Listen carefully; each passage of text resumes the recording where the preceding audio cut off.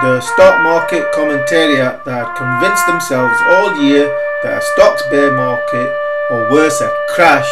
was always imminent, tending to reach their most vocal fever-pitched cries of doom each time stocks tend to bottom. And where BrExit is concerned, well, that was expected to be the icing on the bear cake that, if it happened, would surely herald a stock market apocalypse.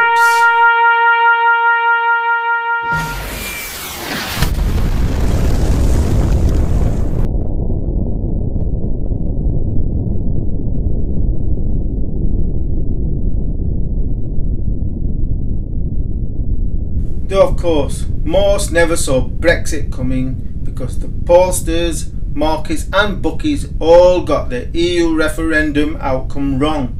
which meant that when it happened, the expectations of doom reached a new level of intensity.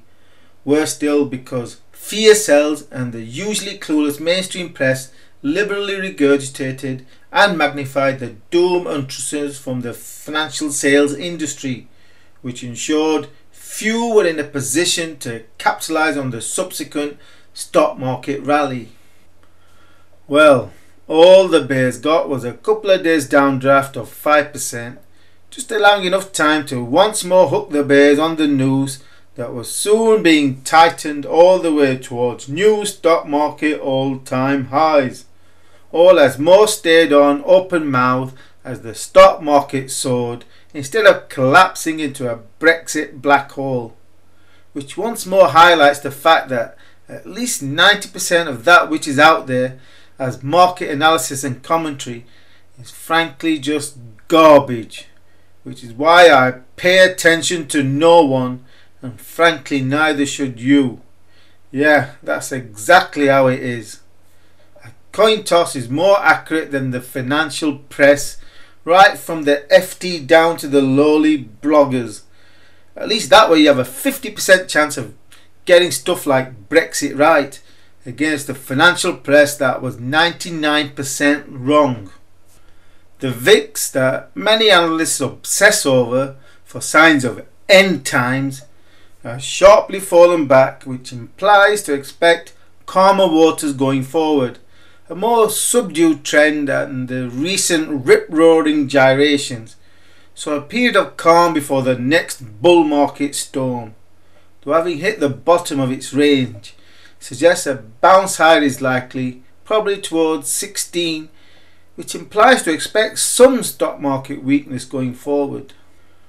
The crude oil price has been one of the primary drivers for stocks for 2016.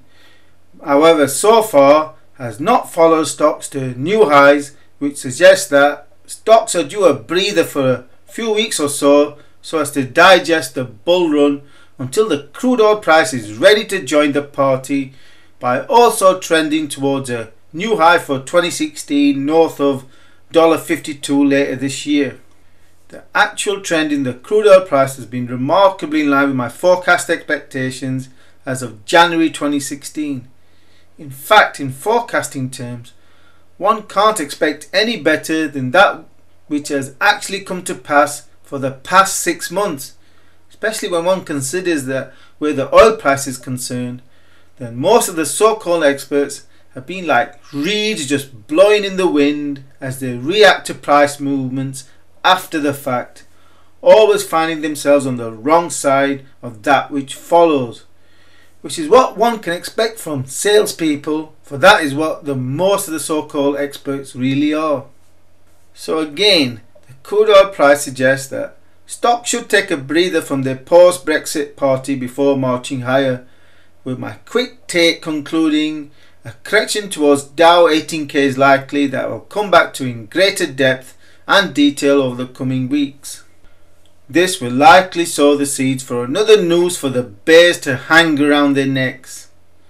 My last in-depth analysis of mid-March forecast expectations for the Dow to trend lower into the end of June towards 17k before bottoming and heading higher as illustrated by the following video.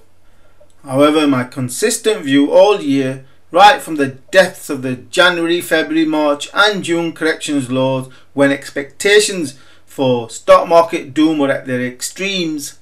right through to the post-Brexit apocalypse, my view has been consistent that the stock market during the second half of 2016 would resolve in a trend to new all-time highs. Why? Well, again, the reason has remained consistent virtually since the stock market bottomed in March 2009, which is that manipulated asset markets such as stocks and housing are leveraged to central bank money printing inflation. So how much has been collectively printed by the world central bank since 2008? Well, it's probably in excess of $100 billion, of which a good $30 billion has been hidden away, to which asset prices are leveraged. And that is why, despite perpetual doom and gloom, stocks and housing continue to resolve towards new all-time highs. In fact, I wrote an ebook on it, published near 6 years ago in January 2010, called The Inflation Megatrend, that you can download for free. And then again, ebooks followed on the stock stealth bull market in February 2011 and February 2013, all of which have been available for download for free since publication. Furthermore, my strategy for the duration of the 7-year stock stealth bull market has been very simple, which is that the greater the deviation from the bull market peak, then the greater the buying opportunity presented. So ahead of my next in-depth analysis that will follow a wrap-up of Brexit and its aftermath, then here are the summaries of this year's stocks articles that iterated the point that this stocks bull market is only really just getting started and would likely run far beyond anything anyone was expecting it to do, just as I concluded several years ago in my stock stealth bull market ebooks. So unlike the clueless, who clearly don't trade or invest, for if they did they would have gone broke several times over by now, I am not writing this with the benefit of hindsight after stocks have traded at a new all-time high, but rather has been my consistent conclusion for virtually every piece of stock analysis all year.